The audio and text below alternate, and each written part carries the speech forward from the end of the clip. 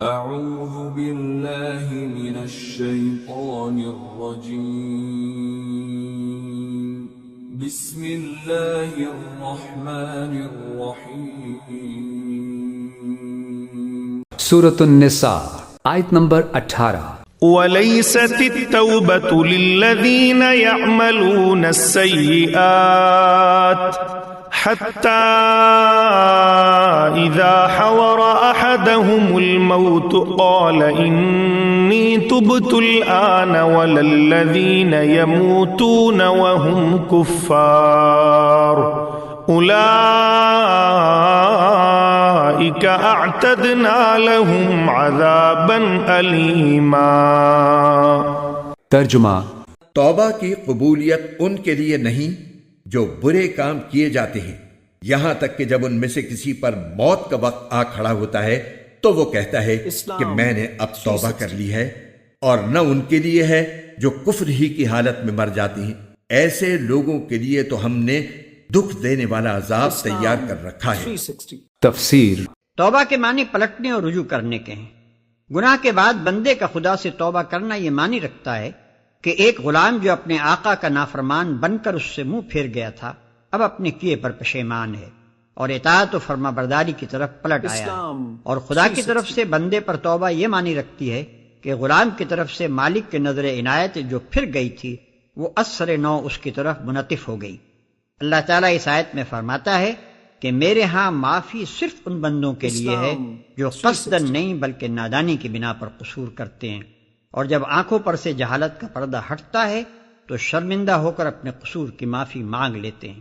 ایسے بندے جب بھی اپنی غلطی پر نادم ہو کر اپنے آقا کی طرف پلٹیں گے اس کا دروازہ کھلا پائیں گے. مگر توبہ ان کے لیے نہیں ہے جو اپنے خدا سے بے خوف اور بے پرواہ ہو کر تمام عمر گناہ پر گناہ کیے چلے جائیں اور پھر عین اس وقت جب کہ موت کا فرشتہ سامنے کھڑا ہو معافی مانگنے لگے.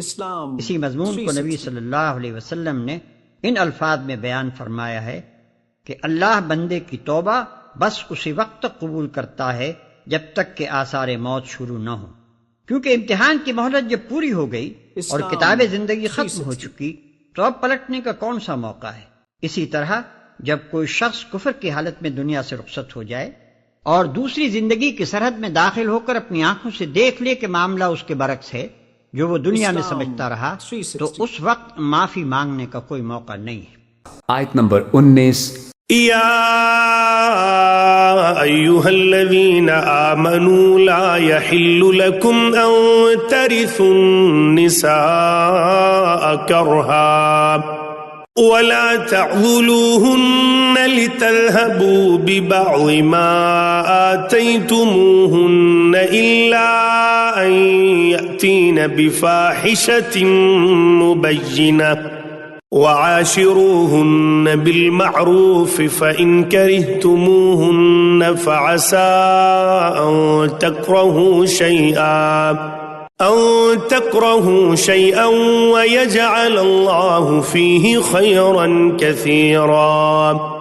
ترجمہ: اے ایمان والو، یہ بات تمہارے لیے حلال نہیں ہے کہ تم زبردستی عورتوں کے مالک بن بیٹھو، اور ان کو اس غرض سے مقید مت کرو کہ تم نے جو کچھ ان کو دیا ہے اس کا کچھ حصہ لے اڑو، الا یہ کہ وہ کھلی بے حیائی کا ارتکاب کریں، اور ان کے ساتھ بھلے انداز میں زندگی بسر کرو. اور اگر تم انہیں پسند نہ کرتے ہو تو یہ عین ممکن ہے کہ تم کسی چیز کو ناپسند کرتے ہو اور اللہ نے اس میں بہت کچھ بھلائی رکھ دی ہو. تفسیر: زمانہ جاہلیت میں یہ ظالمانہ رسم چلی آتی تھی کہ جب کسی عورت کے شوہر کا انتقال ہو جاتا تو اس کے ورثہ اس عورت کو بھی میراث کا حصہ سمجھ کر اس کے اس معنی میں مالک بن بیٹھتے تھے کہ وہ ان کی اجازت کے بغیر نہ دوسری شادی کر سکتی تھی اور نہ زندگی کے دوسرے اہم فیصلے کرنے کا حق رکھتی تھی. اس آیت نے اس ظالمانہ رسم کو ختم فرمایا ہے. اسی طرح ایک ظالمانہ رواج یہ تھا کہ جب کوئی شوہر اپنی بیوی کو طلاق دینا چاہتا لیکن ساتھ ہی یہ بھی چاہتا ہے کہ جو مہر ان کو دے چکا ہے وہ اسے واپس مل جائے تو وہ اپنی بیوی کو طرح طرح سے تنگ کرنا شروع کر دیتا تھا. مثلا وہ اس کو گھر میں اس طرح مقید رکھتا تھا کہ وہ اپنی جائز ضروریات کے لیے بھی گھر سے باہر نہیں جا سکتی تھی. اس طرح ستانے کا مقصد یہ ہوتا تھا کہ وہ بیچاری مجبور ہو کر شوہر سے خلاصی حاصل کرنے کے لیے اسے خود یہ پیشکش کرے کہ تم اپنا مہر واپس لے لو اور مجھے طلاق دے کر میری جان چھوڑو. آیت کے دوسرے حصے میں اس رواج کو حرام قرار دے دیا گیا ہے. آیت نمبر 20. وَإِنْ أَرَدْتُمُ اسْتِبْدَالَ زَوْجٍ مَكَانَ زَوْجٍ وَآتَيْتُمْ إِحْدَاهُنَّ قِنطَارًا فَلَا تَأْخُذُوا مِنْهُ شَيْئًا أَتَأْخُذُونَهُ بُهْتَانًا وَإِثْمًا مُبِينًا. ترجمہ.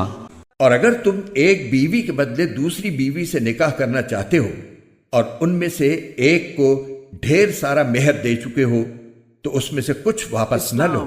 کیا تم بہتان لگا کر اور کھلا گناہ کر کے مہر واپس لوگے؟ تفسیر. اوپر آیت نمبر 19 میں یہ بتایا جا چکا ہے کہ عورتوں کو گلو خلاصی کے لیے اپنا مہر واپس کرنے پر مجبور کرنا صرف اسی صورت میں جائز ہے جب انہوں نے کھلی بے حیائی کا ارتکاب کیا ہو. اب یہ فرمایا جا رہا ہے کہ اگر تم ان سے مہر واپس کرنے کا مطالبہ کرو گے تو یہ تمہاری طرف سے ان پر بہتان باندھنے کے مترادف ہوگا کہ انہوں نے کھلی بے حیائی کا ارتکاب کیا ہے، کیونکہ ان کو مہر کی واپسی پر مجبور کرنا اس صورت کے سوا کسی حالت میں جائز نہیں ہے. آیت نمبر 21. وَكَيْفَ تَأْخُذُونَهُ وَقَدْ أَفْضَىٰ بَعْضُكُمْ إِلَىٰ بَعْضٍ وَأَخَذْنَ مِنكُم مِّيثَاقًا غَلِيظًا. ترجمہ. اور آخر تم کیسے وہ مہر واپس لے سکتے ہو جبکہ تم ایک دوسرے کے اتنے قریب ہو چکے تھے اور انہوں نے تم سے بڑا بھاری عہد لیا تھا. تفسیر. پختہ عہد سے مراد نکاح ہے، کیونکہ وہ حقیقت میں ایک مضبوط پیمان وفا ہے جس کے استحکام پر بھروسہ کر کے ہی ایک عورت اپنے آپ کو ایک مرد کے حوالے کرتی ہے. اب اگر مرد اپنی خواہش سے اس کو توڑتا ہے تو اسے وہ معاوضہ واپس لینے کا حق نہیں ہے جو اس نے معاہدہ کرتے وقت پیش کیا تھا. آیت نمبر 22. وَلَا تَنكِحُوا مَا نَكَحَ آبَاؤُكُم مِّنَ النِّسَاءِ إِلَّا مَا قَدْ سَلَفَ إِنَّهُ كَانَ فَاحِشَةً وَمَقْتًا وَسَاءَ سَبِيلًا. ترجمہ. اور جن عورتوں سے تمہارے باپ دادا کسی وقت نکاح کر چکے ہوں تم انہیں نکاح میں نہ لاؤ، البتہ پہلے جو کچھ ہو چکا وہ ہو چکا. یہ بڑی بے حیائی ہے، گھناؤنا عمل ہے اور بے راہ روی کی بات ہے. تفسیر. جاہلیت میں لوگ اپنی سوتیلی ماں سے نکاح کرنے کو کوئی عیب نہیں سمجھتے تھے. اس آیت نے اس بے شرمی کو ممنوع قرار دے دیا. البتہ جن لوگوں نے اسلام سے پہلے ایسا نکاح کیا تھا ان کے بارے میں فرمایا گیا کہ پچھلا گناہ معاف ہے، کیونکہ اسلام لانے سے پچھلے گناہ معاف ہو جاتے ہیں، بشرط یہ کہ اس آیت کے نزول کے بعد نکاح کا یہ تعلق ختم کر لیا جائے.